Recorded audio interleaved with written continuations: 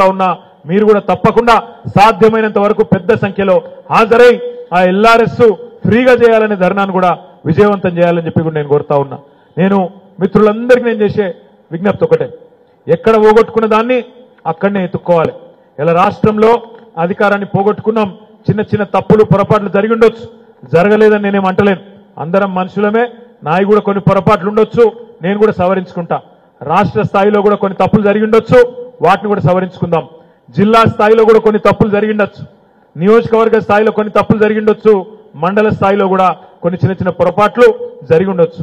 కావాలని ఎవరు మనసు నొప్పించే పనిలో, మిమ్మల్ని బాధ పెట్టే పనిలో ఎవరు చేయరు, చేయబోరు. ఎందుకంటే మీరంతా నా కుటుంబ సభ్యులు. కానీ దురదృష్టవశాత్తు 10 ఏళ్లలో ఎక్కడనేమైనా చిన్న చిన్నవి జరిగింటే వాటిని మనసులకెళ్ళి తీసేసి మళ్ళా ఎక్కడైతే అధికారం పోగొట్టుకున్నామో తెలంగాణలో అక్కడనే మళ్ళీ గులాబీ జెండా పార్లమెంటులో ఎగిరే విధంగా, కరీంనగర్ పార్లమెంట్లో వినోదన్న గెలిచే విధంగా మనందరం కూడా ఎక్కడి వాళ్ళం అక్కడ గట్టిగా కష్టపడదాం. మన ముస్తాబాద్ మండలం నుంచి ఇక్కడ కాంగ్రెస్ అభ్యర్థి మీ మండల పోడైనా కూడా నాకు మీరు 1100 ఓట్ల మెజారిటీ మీరు ఇచ్చిండ్రు. మా నామాపూర్ తమ్ముళ్ళు కూడా ఉండొచ్చు ఇక్కడ, వాళ్లకు ప్రత్యేకంగా మీకు నా ధన్యవాదాలు.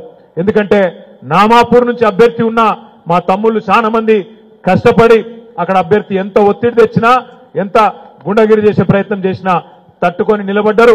మీకు నా హృదయపూర్వక వాళ్ళందరూ గట్టిగా సపోర్ట్ కొట్టాలి. నామాపూర్లకు ఒకసారి ముస్తాబాద్ వాళ్ళందరూ కలిసి గట్టిగా సపోర్ట్ కొట్టాలి. వేదిక మీద ఉన్నోళ్ళు కూడా కొట్టాలి. గట్టిగా చప్పట్లు కొట్టి నామాపూర్ సోదరులకు నా అభినందనలు తెలియజేస్తూ అదే పోరాట స్ఫూర్తిని ముస్తాబాద్ లో గ్రామాన మనం చూపెట్టవలసిన అవసరం ఉంది.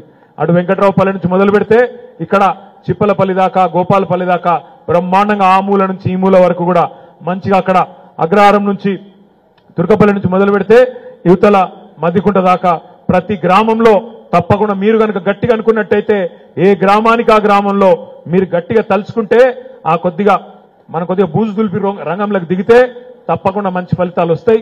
కాంగ్రెస్ ప్రభుత్వం ఇది ఇప్పటికే ప్రజలకు ముఖం మొత్తింది. ప్రజలకు ఆల్రెడీ బాధ స్టార్ట్ అయింది. మీరు మాట్లాడుతుంటే చెప్తున్నారు ఎక్కడికక్కడ, అయ్యో గిట్లయిపోయా, కరెంటు చక్కగా రాకపోవట్టే, నీళ్ళు వస్తలేవు, టైంకు రైతు బంధు పడతలేదు, అయ్యో తప్పు జరిగింది, పెన్షన్ అన్నారు, రుణమాఫీ అన్నారు, ఏది జరగలేదు అనే బాధ ఉంది. మా ఆడబిడ్డలకు తెలుసు, ఫ్రీ బస్సు అన్నారు. ఇక ఫ్రీ బస్సులలో ఏం జరుగుతుందో నాకంటే బాగా మీరే చూస్తారు. ఆ డ్రైవర్ల సీట్లకెళ్ళి ఎక్కుతాను.